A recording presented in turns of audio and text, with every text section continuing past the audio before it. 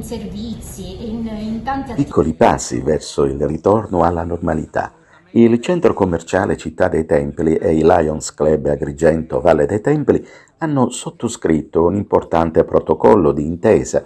Si tratta di iniziativa siglata dal direttore del centro Elisa La Rocca e Maria Assunta Iacona, presidente del club, che consentirà ai Lions di svolgere la propria attività di servizio in favore e a sostegno della propria comunità territoriale e di un sempre maggior numero di persone.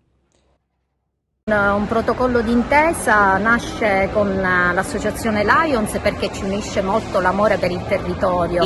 Questa collaborazione nasce proprio nell'interesse di poter dare anche noi dei servizi, anche perché il centro commerciale non è solo un luogo di shopping, è un agglomerato di tante attività commerciali ma anche di attività di servizi. La cosa bella è che il centro commerciale ha tutto l'interesse per il suo territorio e poi ha tanta voglia di ricominciare e di sorridere alla vita e a una nuova realtà di vita, soprattutto di intesa, di collaborazioni, quella voglia veramente di relazione. In particolare il club di Agrigento potrà usufruire per l'intero anno sociale 2021-2022 di uno spazio gratuito all'interno della galleria commerciale per svolgere azioni di servizio, di aiuto e supporto alla comunità.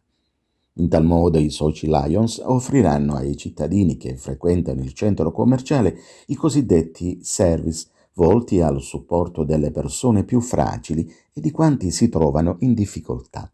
Essendo un'associazione che ha intenti umanitari, di volontariato, sicuramente porta avanti anche un'immagine, ma un'immagine è nulla senza l'essere, per cui noi vogliamo agire nella sostanza e questa collaborazione nasce dall'unità di intenti votata al sociale. Che cosa faremo? Noi grazie ad uno spazio che appunto ci sarà messo a disposizione vorremmo agire tramite degli screening o tramite delle attività che sono assolutamente finalizzate al bene della comunità. Nel corso dell'anno sociale infatti saranno proposte iniziative di volontariato volte a tali obiettivi, tra i quali anche gli screening sanitari gratuiti, tra questi quello del diabete e dell'Alzheimer, oltre ad altri servizi di natura sociale, ambientale, culturale, eccetera.